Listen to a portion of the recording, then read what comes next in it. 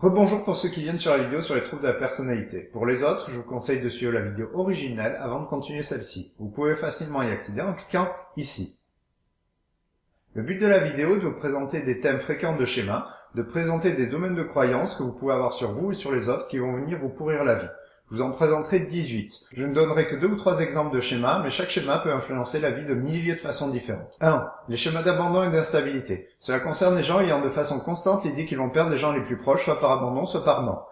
Ils vivent dans la peur et par exemple pourraient devenir trop collants ou jaloux avec leur partenaire, ou au contraire, certains ne vont pas s'attacher de peur d'être abandonnés. 2. Méfiance et abus. Ça concerne les gens qui s'attendent à ce qu'on leur mente, les manipule ou leur veulent du mal. Ils ont un manque de confiance en les autres qui peut les pousser à s'isoler ou à la parano. 3. Manque affectif. Cela concerne les gens en manque affectif, se sentant seuls, frustrés d'amour.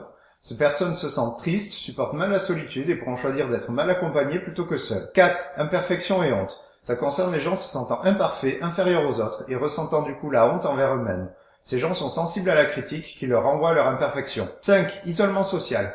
Ça concerne les gens se sentant différents des autres. En soi, c'est pas vraiment un problème. Mais si ce sentiment amène les gens à s'isoler et à pas donner leur chance à des gens potentiellement semblables, cela peut faire du mal sur le long terme. 6. Dépendance, incompétence. Ça concerne les gens qui se sentent si incompétents qu'ils vont dépendre des autres. Les gens donnent l'impression d'avoir très peu confiance en eux et peuvent déléguer leurs responsabilités aux autres. 7. Peur du danger et de la maladie. Ça concerne les gens très sensibles au danger. Ils vont ressentir de la peur, peuvent par exemple être très protecteurs avec les autres ou s'isoler du monde, celui-ci pouvant être dangereux. 8. Fusionnement. Ça concerne les gens dont la vie dépend d'un autre. Ils ont des relations tellement fusionnelles que dans les cas extrêmes, ils ont une personnalité atrophiée, ne savent pas qui ils sont, ou ne le savent que en fonction de l'autre. 9. Échec.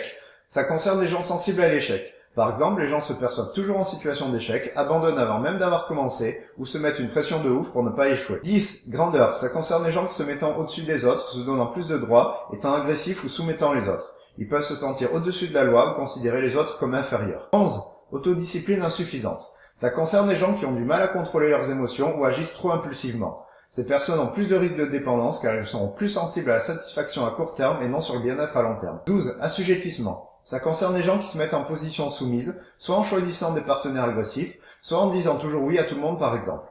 Ces gens peuvent tendre vers le passif-agressif en n'osant pas donner leur avis ou en reprochant en même temps à l'autre de ne pas lui donner le droit de le donner. 13. Abnégation. Ça concerne les gens qui se sacrifieront pour les autres, en gérant plus de responsabilités qu'ils ne peuvent, ou en essayant d'aider le monde entier.